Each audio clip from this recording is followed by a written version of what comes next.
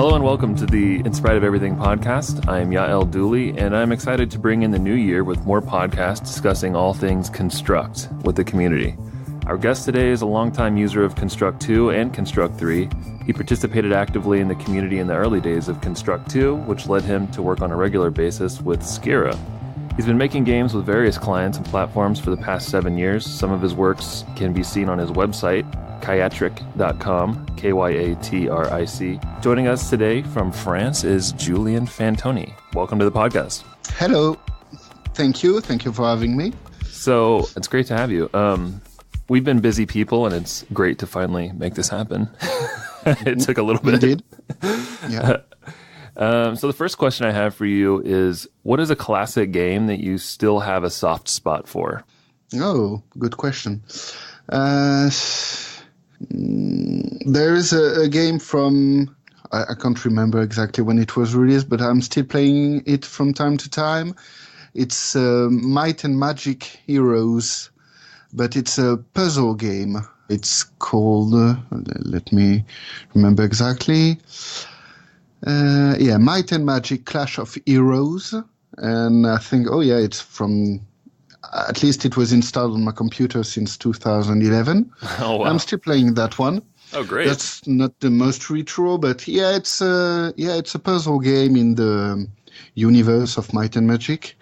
And it's nice. At a time I will have like something like a video or a stream on one screen, and we'll be playing that game with a sound turned down and just thinking without really thinking about it, you know. Yeah. And it's a pastime that I still like. Yeah. Yeah. Clearly, it's a good game. It's stuck around. Yeah. It has great replay value. Other than that, for maybe older. Oh yeah, Streets of Rage. Oh, Streets! Like wow.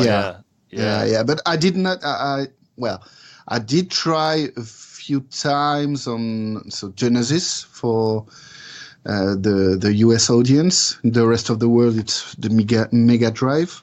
Yeah. And but I didn't own the console at the time. It was like at a relative, so I had the opportunity to play it once or twice on their console. Yeah. And since it's been re-edited on computers, you can have it on Steam, for example, nowadays. And there were also fan-made projects in the previous years that were available. That's the kind of games I remember and like from the 90s. Yeah, that's great. Particularly, you did the monk fight template. Exactly. It was definitely with Street of Rage in mind, Yeah. Of course. Yeah. Did you do the artwork, by the way, or? No. That's for most template. I can only do what we call developer artwork. So that is to say, mostly rectangles and placeholders like that. So for the art in most templates, I will go to opengameart.net, if I'm not mistaken in the URL. That must be that. Or at least it's I always mention in the comments of the template where the art is coming from. So I've been using a lot of Kenny.nl. Kenny.nl? Yeah, it's KENNEY.nl. And it's a guy who has been making and offering art for the game making community for quite a few years now.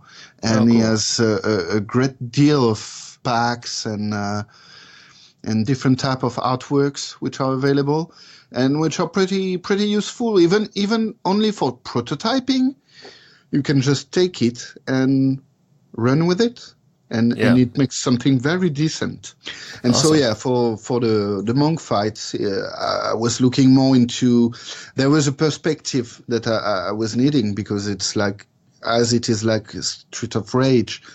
It's not exactly a side-scrolling. You are not on the ground level. There is a kind of perspective, so I wanted to have some grounds and some background scenery, and the characters which will evolve in that space, if you will. Yeah. So you are a Construct veteran, I would say. Yeah. In the past, have you tried developing games in other software like Game Maker or RPG Maker? Any of those? So not those ones. I've tried RPG Maker once, but I feel it pretty limited in regards to the kind of RPG I do play and like. Yeah. To me, RPG Maker is allowing you to make some kind of JRPG, mostly, or at least in the presentation. And I did not really got into it. A long time ago, I did try click and play when I was a teenager, and when it was the time to use that game engine. Yeah. Otherwise, no. I learned a few actual coding languages. I started with Visual Basic, and learned a bit of C, C++. Done some HTML and PHP, and that's how I did own the coding skill to an extent. And when I encountered Construct, it did make a lot of sense, because mostly what I had been doing with languages like C or C++ was using libraries, and you start by doing some context rendering, which is pretty much opening a window in which you are going to render some sprites, and that's called low level, initialization, and even the library already gives you a higher level access to that, and makes it easier. But actually, with Construct, you could just. It reminded me a lot of Visual Basic as well in the presentation. It was far more visual, and I do appreciate this aspect. It helps me when I'm designing or developing to put the elements visually in the layout, and then I can focus on the logic of really the game and only the game. I don't need to bother with a kind of rendering or stuff like that unless I really need to go further or in depth with some advanced idea, perhaps, or stuff like that. But it's focusing mostly on the logic of game making. Yeah, which is interesting.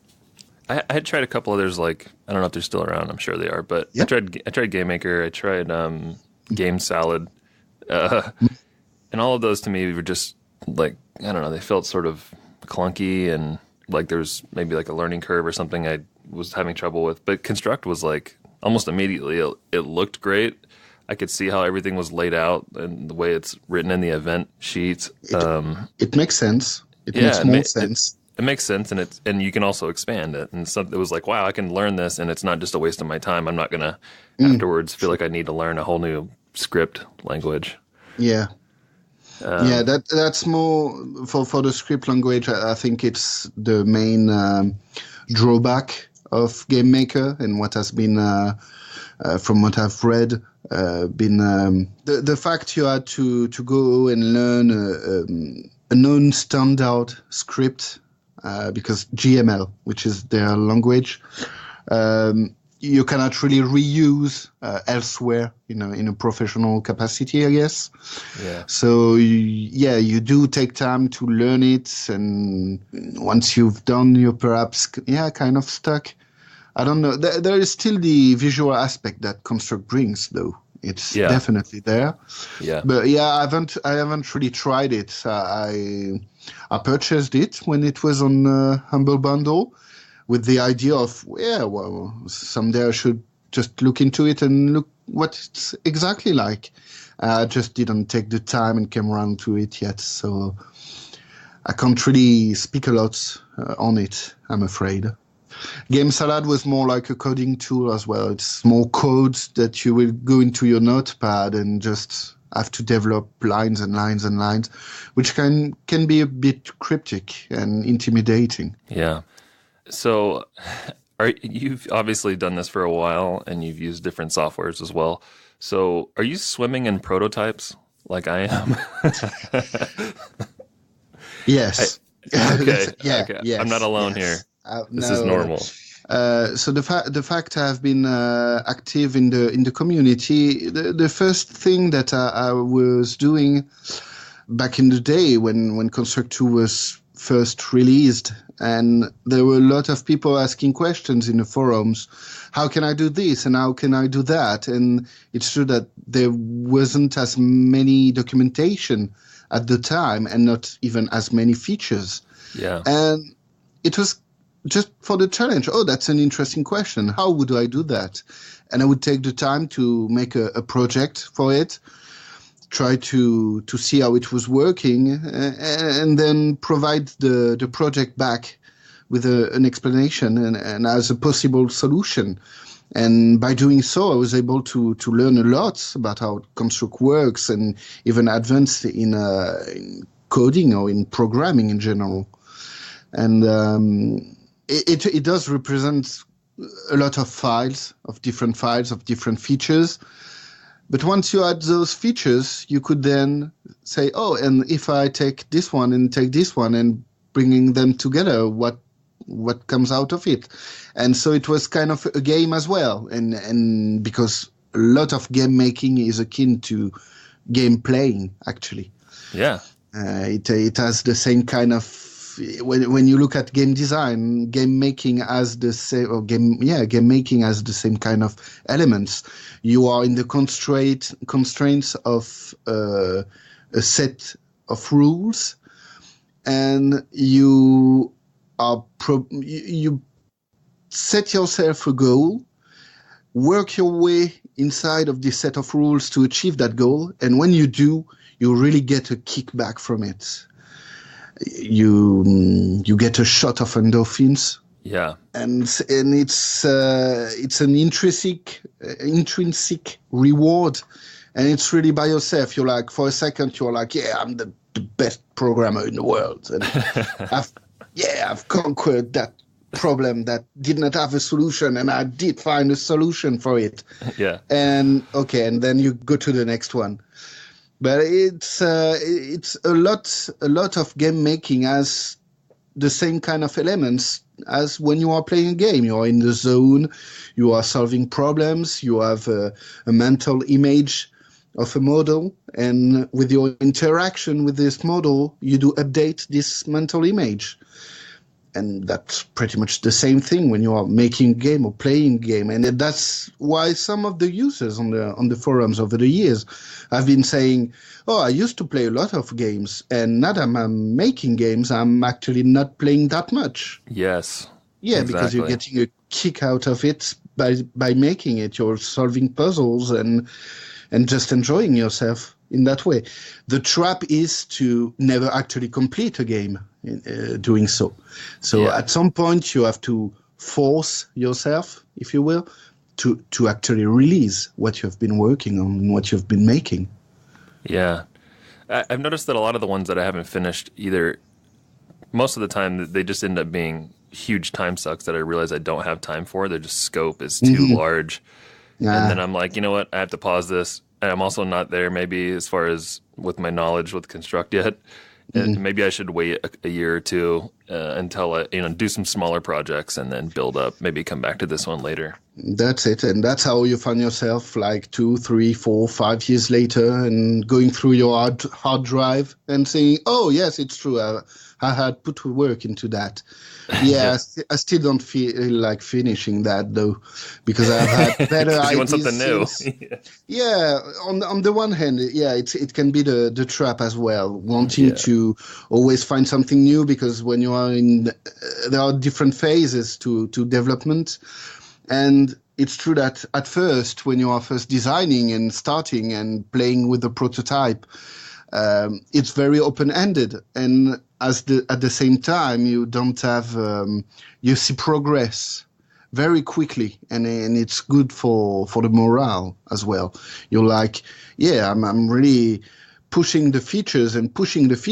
And when you start to come into the phase where you have to solidify what's already there, perhaps drop some of the features you wanted to add, it can become a bit more grunt work, and you can perhaps have to put more work before seeing a result in. And so you have to keep focusing and keep motivating yourself to go through those phases. And if you don't really have a goal of releasing a game and completing the game, you can just, it's bothersome. I need to put work into those arrays and those things, and that. I need a new project. Yeah. And so you go back to the not easier, but perhaps more fun aspect of game making, which is the start of a project. Yeah. Do you have any prototypes that you wish you could have fleshed out, and for whatever reason you just haven't? I have at the moment kind of an idea I want to work on I've been wanting to work on for a while, but I haven't really took on it yet. So I'm not excited for something I've done. It's more for something I will eventually be doing. Yeah. But I'm not sure yet exactly how or what I'm going to do with it. And I have several other projects I'm working on, which are not just game making, but also more educational. For example, I'm writing some articles, stuff like that, which I've been doing for a while as well. So I have several things on my plate. So I'm trying also to limit the number of projects I'm getting into and putting thoughts into, because there's only so much you can do at the time. But I have a lot of designs in a folder. Sometimes it's just a text file, TXT file, and it's been there for years and years, perhaps sometimes even teenagehood. Just a text file with something that you want, like an idea, or text file with some code. No, it's ideas. It's more like it's more at the game design level than really programming, because you need to have some conception before getting really into the code. You need to know, if you want, coding is just a tool, so you need to know what you are going to do before taking your tool and starting to do something. You can't at time, and that kind of a bit what I was doing at the time when I was like trying to answer the questions, although I had a frame around it. So you take the tool and you have a vague idea of where you want to go and what you want to achieve. And so you go and use the tool until you achieve something that is satisfying. So that's you can do that, but when you are thinking about a whole game and game ideas or stuff like that, it's more thoughts and conception, design. So right, if you're going to build a box, you probably should know the measurements first and what it's going to be made out of. Yeah, and even that is actually already you do have already put a lot of thoughts into the concept. Because before making a box, you need to think you want to make a box. And why do you want to make a box? And why is the box shape the best shape in regards to what you're actually really wanting to do? Yeah. That's game design as well, So, Except in game design, it's how do I make this box fun? It's part of the box. Yeah, it's part of the box. Is the box the funniest shape I can make, or is it the most appropriate to contain stuff that are going to be fun and that are going to give the experience I'm willing to give my player? Yeah, you are working on a game of your own that you've sort of been in the queue for a little while. We've talked a bit about that. I had made a game 2 to 3 years ago. I've released a version on itch.io, which is normally a pretty known website for solo and indie game makers. And I'm kind of working on a improved version of it, putting more game mechanics into it and making over the overall look to look a bit better. I made it in kind of pixel art and very Game Boy color palette. It looks great. It's okay. Yeah, I mean, it's It's very humbling looking, and it reminds me of, like you said, the Game Boy Palette. Because it is the Game Boy, Yeah. the Game Boy Palette, and it was a style exercise, if you will. It's also because, as I said, I'm not really an artist, so I had to learn and practice. Most of what I'm lacking is mostly practice, though, because over the years I've had the opportunity to learn about some theory, but at that point, it's really practice that makes the difference. And so already making those graphics for the game as I released it were already some kind of practice. It was okay. It was cool, but I can still do better and perhaps take on a look that is a bit more modern as well, because the pixel art does not.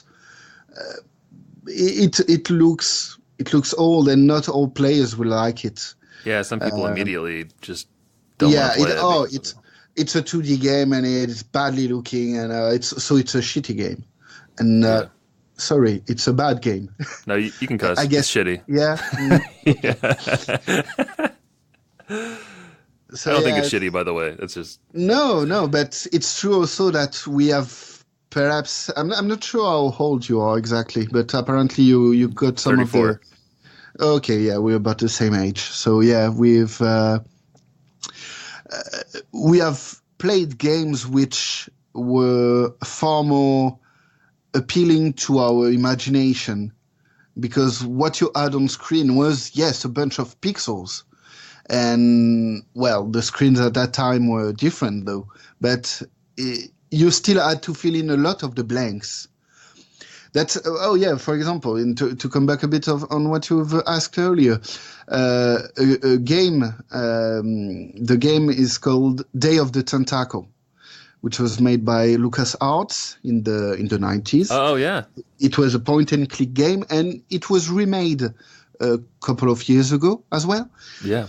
And you can have the game on Steam at the moment. And what you can even do is switch between the original graphics of the time, which were pixely, and the remastered graphics, which are far more cartoony and which are like flat design or with an outline around the characters, for example. And I was very surprised when I pressed the original graphics and then came back to the new graphics, and I was like, but in my memory, the graphics were like the new graphics. Yeah. I mean, that's what I was picturing. Yeah. When I was seeing those pixel graphics. That was very strange. But I guess you've had to live in that period and that time and have restrained access to video games, because there were less video games available at the time, and it was in the early day of internet, so to get access to information, so you were playing far longer on the same game, and even if you got stuck, you were looking into grinding it and finding a solution if you wanted to play, because that's pretty much the only game you had. So yeah, if you wanted to keep on playing, you just played that game. Nowadays, a game doesn't fit you in 5 minutes. There are thousands of other games you can have access to in the second. So, and a lot of them look just a lot better. And they do visually. They do, definitely. Yeah, of course. They have been far improved. The technology went. The simple fact that we are making HTML5 games at the moment, at the time, thanks to Construct and other game engines, it's technologically it's mind blowing. Yeah. It's like games that work in a browser, and with this quality you can have the performance and what you can throw at Construct and be able to throw at your browser as well and play directly.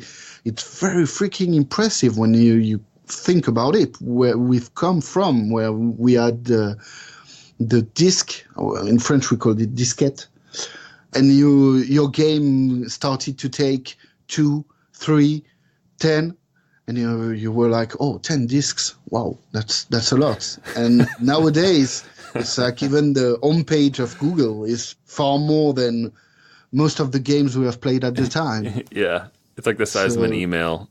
Exactly. Like 8 megabytes. Yeah. It's like your whole game. Oh man.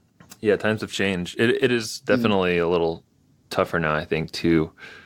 I think part of the interest in working with Construct is that a lot of it's 2D and it's familiar with games that I played in my childhood that were close to me. But at the same time, now I'm thinking like, someone who's probably 19 years old probably doesn't want to look at pixel art. And so I do not think that's true.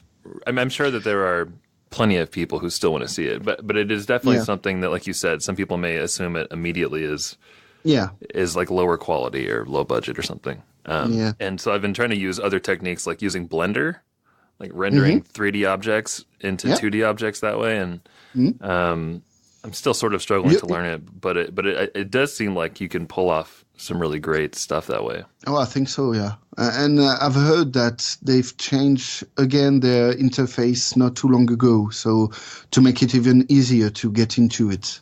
Yeah. But yeah, it's only cheating. You're making something that looks 3D, but it's not actual 3 dimensions. It's only 2 dimensions. But it does sort of break that barrier. I have a friend that I work with who plays a lot of games, but he's more into playing newer games. He doesn't like to play pixel art games. It's not really his thing. And I've had him play some of my prototypes in the past. And recently I made a prototype where you're basically a golem standing outside of a town or a city, and you're just crushing waves of enemies as they try to come into the gate. And doing that, I used Blender to create the models in the town and all that and set it up to be, faux 3D, but in 2D. And immediately when he played it, he was like, "This is the best one you've ever made." And I think, and he didn't play it that long, but it was just crazy how much just the art style. I typically do pixel art type work, but just the art style alone kind of grabbed him. It does have an impact. Artistic direction on a game. It does impact a lot and changes a lot of things. Like, for example, I do play also more modern games or more recent. A game like Fortnite, for example, to the risk of perhaps not being liked by people who are... I don't really like the artistic direction. It doesn't appeal to me. It's cartoony, but not in a way that feels satisfactory for me. So that's the thing with games and art in general. If you go that way, you do not and can't really appeal to everybody because everybody has a different opinion and aesthetic sense, and so there's only a certain sample of the humans on the planet that can like your game in the way it is made, and that's kind of natural. So you have to be aware of that. So as you're saying, some people won't like perhaps more 2D or pixel art type of graphics. And even in pixel art, there is the pixel art that is very symbolic and like very small characters with few details, or perhaps more 16-bits era graphics, like the one on Genesis and Super Nintendo, which were starting to be very more detailed and colorful as well. The palette of color was far more important. And so already you had that difference. At the time, we had ASCII games that were just made out of characters, of strings. And that, it didn't look good, especially in comparison with what you could have on consoles at the time. PC wasn't a machine for game at the time. Consoles were, and I've always been a PC gamer. So, PC over console? Only PC at home. Okay. My parents didn't want my brother and I to have a console. But at the same time, that's how also I just took on it, because I had my own computer when I was 12. But at the time, it was not something everybody had. Far from it. Yeah. And so, I was playing with the sharewares and Commander Keen from the ID Software. Shareware. Before they made Quake and Doom, the original ones, and so on. So, I've played those games and really did enjoy those. Yeah. Duke Nukem when it was platformer, which has been redone. Did you play the newer one? No, I haven't replayed it either. I've heard about it. I mean, I did play Duke Nukem 3D, but not Duke Nukem Forever. I think was the one that took very too long to come. I had a blast with Duke Nukem 3D because it was really fun at the time and really in your face on many levels. And that was the action movie from the 90s, and it was just like this is shtick. Yeah, exactly. Too cool for school and stuff like that. It was funny. And it was the starting, the first ventures into 3D as well. It was not the 3D we do have nowadays with games like Fortnite or Call of Duty or FPSs like those, which are far more advanced. But still, we just enjoyed it a lot. And again, the artistic direction was good enough and was appealing at the time, I guess. So, do you, whenever you're creating projects, do you have any reasons why you organize maybe your variables and global variables in a certain way? I don't have like any consistency. Oftentimes, like I don't capitalize certain letters, or I name things like how they just seem obvious to me. But then I thought, if I've worked on a team, would they be able to step in here and understand what I'm doing? That's a good question. So you with the experience, I guess, and with time, you get to formulate your own conventions, personal conventions. I tend to, for example, for the arrays, I will always start the name with a lowercase a. Because it's an array. That's stuff at some point I figured was making sense the way I was doing. I don't know if it still makes sense, or to an extent it does.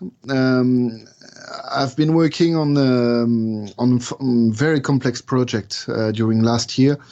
There are like more than 4,000 events in the project. Oh wow! Like more than 20 layouts, pretty much as many event sheets. So you do really need organization at some points. And I started the project using a lot of underscores and stuff like that. Yeah. And by the end of the project, I was really distressed to have done so. And so for my next project, I think I will really stick to camel case the most possible. So that means you start with lowercase, and let's say you have a variable that you will call, let's say, debug end. You start debug in lowercase, you put the E of end in a capital letter and lowercase again. And possibly even instead of writing the whole debug, D-E-B-U-G, I would just put DBG. Because I know if DB, but I'm trying to lower as much the number of letters used. And that's actually a convention that a lot of actual programmers already use and already know. And it's true, I've just experienced how much faster it is. And now you want to have organization and clear names. It's true that it's on one hand you will want to name as clearly as possible your variables and functions, and on the other hand you want to have to type the less possible, to less fatigue, to waste less time. So when you are constructing at first, you have some space you can use and take advantage of. But when you are a hobbyist, I mean, this perhaps won't matter as much. Again, it's when you when you're working with a team, you generally have a set goal and deadlines that you need to hit. So you are in a very, it's a different frame of mind than when you are playing, let's say, in between quotes, or in the early stages of a project you are not sure about and you are still alone on it and just toying with the idea you had and trying to bring it up to life in a prototype to see if it's as fun or even maybe more fun than I thought in my head. Or perhaps you just realize, it just sucks and no, that's not something I should put time and effort in. Yeah. Prototyping, you are very free and you need to allow you freedom to experiment, to test out, to throw things and see how things goes, because sometimes you have happy accidents. Yeah. Like you're like, oh, I didn't even thought about that. And, oh, this is a bug, but this is actually funny. I wasn't, that sometimes happen, you're like, oh yeah, when I'm trying to shoot on that stuff and it explodes, but you are propulsed in the air and I didn't realize this was going to do that. That's actually kind of a bug. It's not something I would expect and I was making my code to do, but it's actually funny. So perhaps it can become a feature. Yeah. And that's the opportunities you have with prototypes. Yeah. This brings us to the next segment, which I would like to start introducing on the podcast. I'm thinking of it should be called Tech Talk, or I don't know. It's kind of lame. I feel like it's better still than like expression lesson or something. But Construct is loaded with expressions, and to someone who's sort of new to Construct, these can be intimidating. Can you give me an example of a game type where you would use the expression token at, TOKENAT? You could consider a quiz, for example. Let's say you do have a variable that is going to contain a few different string characters. That is to say, really text value. You can even have a numeric value inside of it, but you do separate the various elements with a specific character. And tokenat will allow you to return and really get exactly a single segment of text, of characters, between the separator's character at a precise index. So let's consider, for example, I have a variable. I do have a question inside the variable. It's the written in characters question. I will use, for example, $mark as a separator because I know that I won't be using that character in my questions or answers. So question, $2, this is a numeric value, and it will be the value that is going to allow me to know what is the correct answer, for example. And after, I can provide several answers for a question with multiple choices. So question, $2, answer $1, answer $2, answer 3, and so on. And I can have as many answers as I want if I want to. Because there is another expression that I can use that will give me exactly the number of different elements that are separated by those separators, which is token count. And if I pass this variable to token count, it will return me with a numeric value, which is the number. And so with tokenat, I can, just go and pick only the question. So I would have tokenat, the name of my variable, and I would pass the index of where is the string of characters I want to use. So if I do tokenat question and the index 0, it will return only the question that is placed at first. If I want to know what is the correct answer, that is going to be on index 1, because we start from 0, it's 0 based. So 0 is my question, 1 is my answer as a numeric value, In the example I've given previously, it's 2. And so as I'm already at index 1, index 2 is answer 1. And my correct answer would be the answer 1 in that example.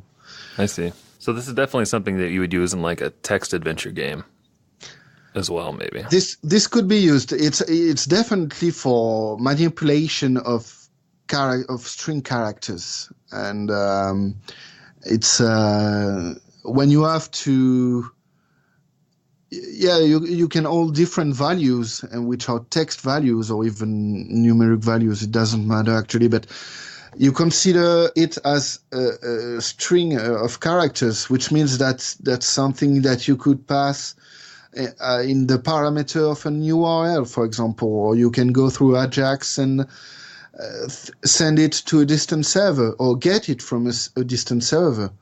That's the kind of usage you can have.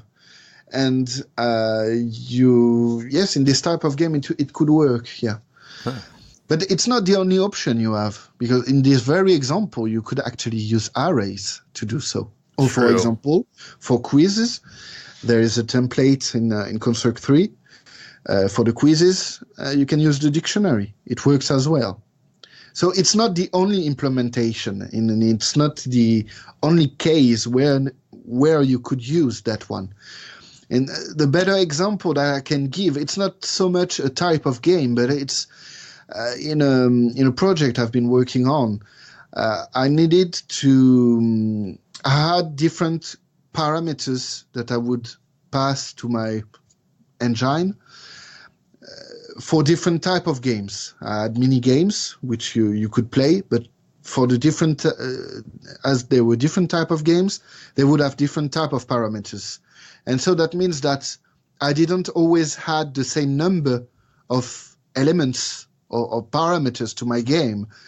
So I couldn't use a function, or I could have, but or an array or a dictionary that was going to have a more defined structure. I'm expecting so much parameters, And if at some point I had to add one, but only for a single game, having to add another column, for example, and to my array, that was perhaps too much. So going through string manipulation this way, it made it more flexible, and that's where Token had its use, because I could really pick exactly the several parameters from my string and use them when I needed them. I knew that I had some common parameters, like, for example, the identifier for my game and some text that was related to my game. And so I had identifiers for those. Those were part of my parameters. And for certain type of games, I perhaps wanted to display an animation, a specific animation. And so I added the name of the animation. And I had a third parameter to the game. But I was using this parameter only within the game, for example. It's a bit abstract. It's easier if you have the code and the nose. So, but you wanted some tech talks. So no, I appreciate that. That was a really elaborate answer. Thank you for doing so. So thank you, Julien, for being on today. It's been good to finally talk. We hit or missed each other for a while. You're still doing more work with Scirra, and I'm sure you probably can't talk about a lot of what you're doing, but excited to see new things, new features, I'm guessing new templates. At the moment, I'm writing an article which is going to be the expected idea is when you're a beginner with Construct, you start with the beginner's guide.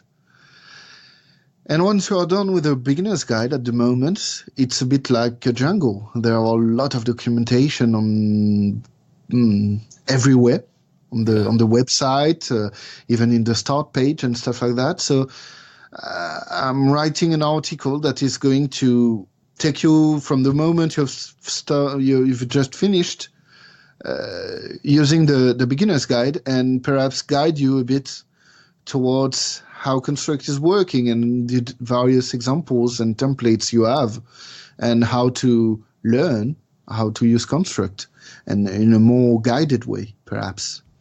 So we will see. And yeah, there are going to be some templates in the future as well. We have some templates idea, and well, if there are members of the community who want a specific template or examples, you can always suggest it. We are looking into it and always having new ideas coming our way. So yeah. Oh, that's good to hear. Yeah, there are definitely a couple that I have thought about, and then I've tried to make, and I was just too new at the time to pull it off. So yeah, I think some new templates always great and welcomed. So yeah, thanks again. Make sure if you're listening at home or wherever you're at to visit kyatric.com, KYATRIC, and also we'll see some more work from you in the future. Hopefully. Yeah. I'm sure. If you have any questions that you'd like to ask on future podcasts, or if you've completed a game and would like to be on the podcast, you can email me at isoepodcast@gmail.com. And until next time, happy constructing.